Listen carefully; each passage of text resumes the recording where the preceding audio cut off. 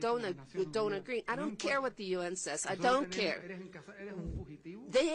He is a fugitive of the U.S. justice. He's not the legitimate leader of Venezuela. We never recognize him. He is an indicted fugitive causing trouble in the region, and he was indicted by a grand jury in the Southern District of New York. The second question is whether we'll have similar actions to what we had a few days ago with narco-terrorists with allied countries. And I can tell you that in these countries, perhaps it won't be necessary because these countries will cooperate with us.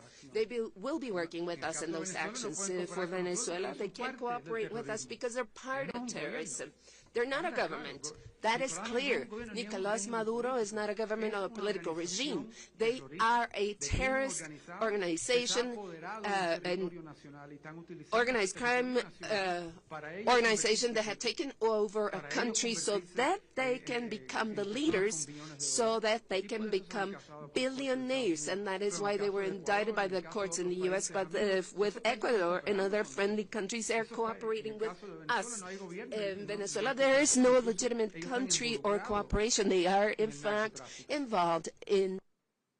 And for Mr. Sommerfeld, do the agreements that you mentioned, do those include taking third country migrants deported from the U.S.?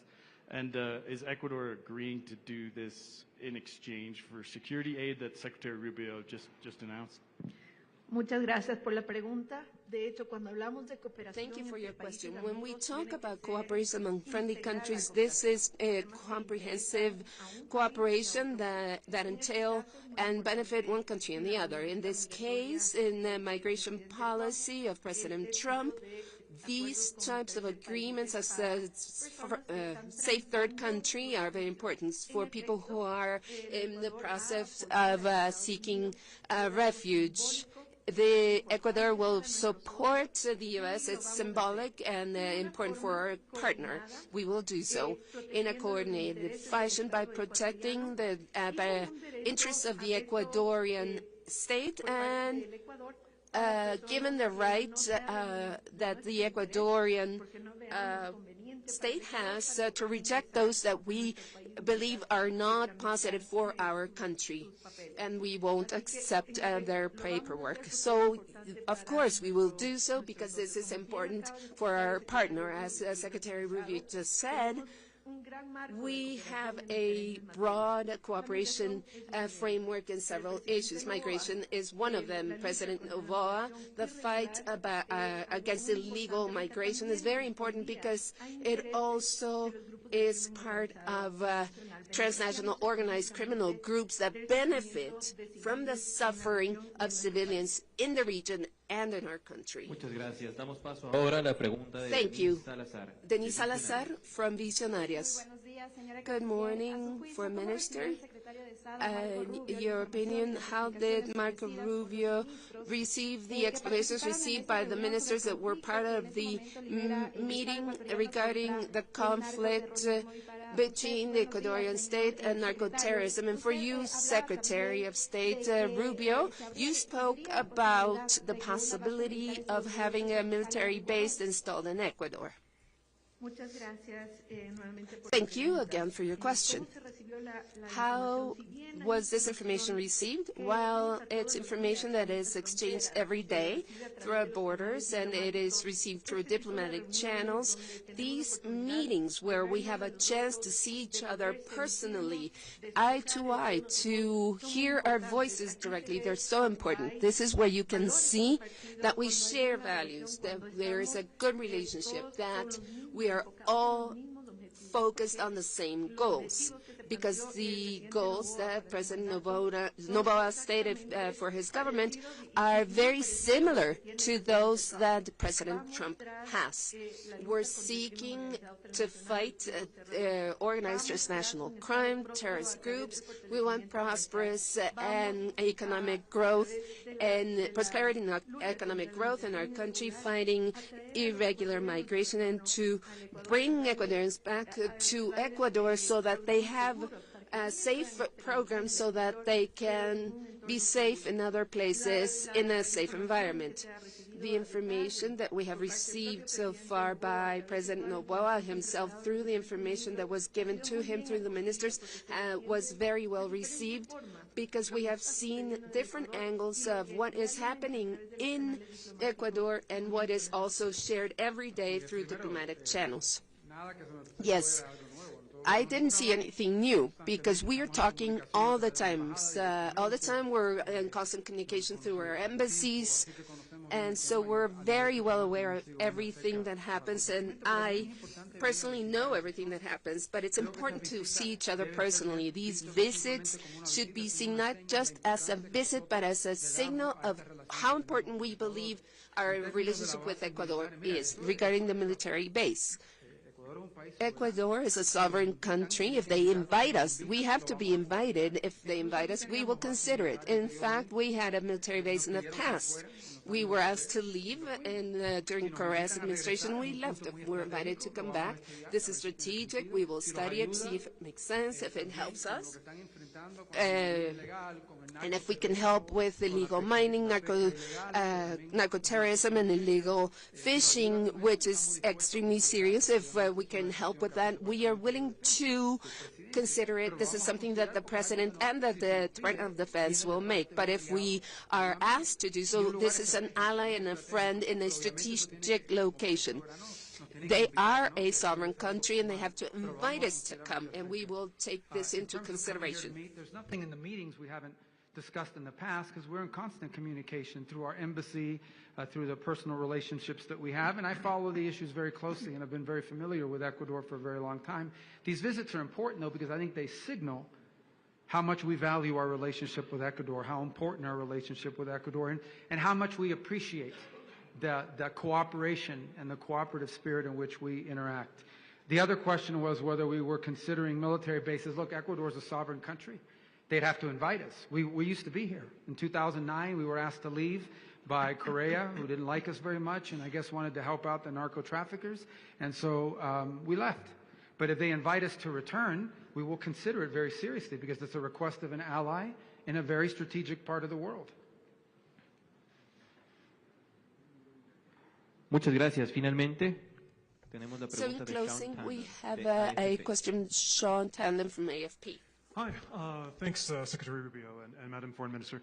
Mr. Secretary, if I could go briefly to another part of the world. There have been moves by members of the Israeli government toward annexation of the West Bank. It's been discussed. This is explicitly a step to bury the prospect of a Palestinian state, which you publicly opposed. Does the United States either support or accept these moves? The United Arab Emirates have said that this is a red line, that this would jeopardize the Abraham Accords. Related to that, to the Palestinian state recognition moves, you've in recent days suspended or revoked visas for members of the Palestinian Authority, but also, as you understand it, ordinary Palestinian Authority passport holders. Do you see this as a long-term move? Does this show that you don't see legitimacy of the Palestinian Authority? Yeah, we'll see. I mean, the Palestinian Authority has its own set of problems. Pay for slay. You know, they pay people to kill Israelis. We have problems with them too. Obviously, Hamas is at a different category, but we have problems. Look, we told all these countries. We told them all. We said, if you guys do this recognition stuff, it's all fake. It's not even real. If you do it, you're going to create big problems. There's going to be a response from Israel. You're going to make it harder to get a ceasefire, and it may even trigger these sorts of actions that you've seen, or at least these attempts at these actions. So we're watching it closely. I'm not going to opine on it today, other than to tell you that we predicted this would happen. We warned everybody it would happen. But nonetheless, some of these people decided they wanted to move forward with something that's illusory. You know, right now, we should be focused on how do we end this war in Gaza? How do you eliminate Hamas? How do you disarm Hamas? That war could end tomorrow if Hamas just disarmed and surrendered and released the 20 hostages, which shouldn't even be there. It would end. Hamas refuses to do that. So, but that said, you know, we don't like the humanitarian suffering. We've offered a lot of aid. We've provided a lot of aid. We're prepared to provide aid now, and we're prepared to provide a lot of aid after the war ends as well, along with other countries around the world.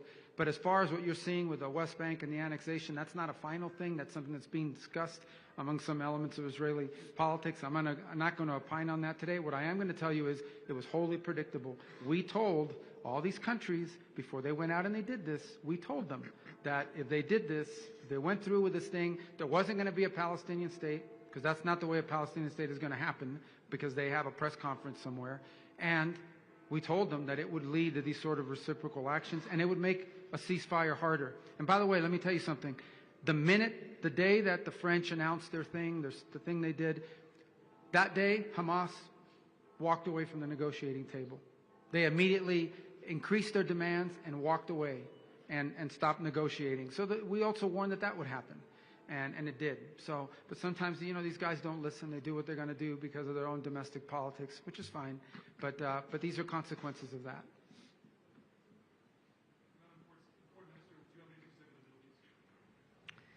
Bueno, el Ecuador mantiene Ecuador una posición muy clara. Has a very clear position.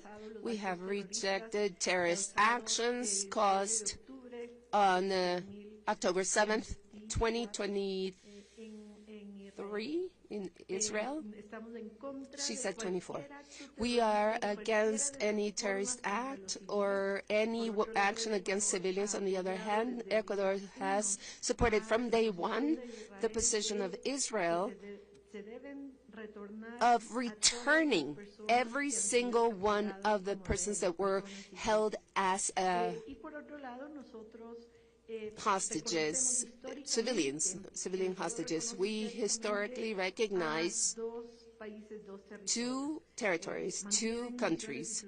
They have diplomatic missions in our territory. This is historically true in Ecuador. We think this has to be solved soon to prevent suffering and make it clear that we will never support terrorism. De esta manera damos fin a la rueda de prensa. This takes us to the end of our press conference. We thank you for your presence and allow the authorities to leave first, please. Remain where you are.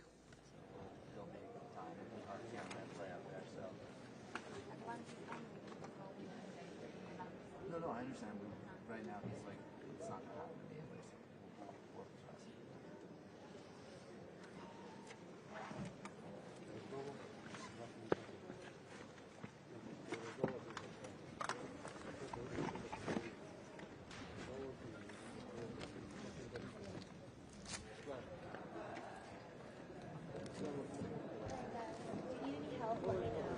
Okay, we just right now, like Chris is like all the way. Yeah, yeah. It's gonna take a second.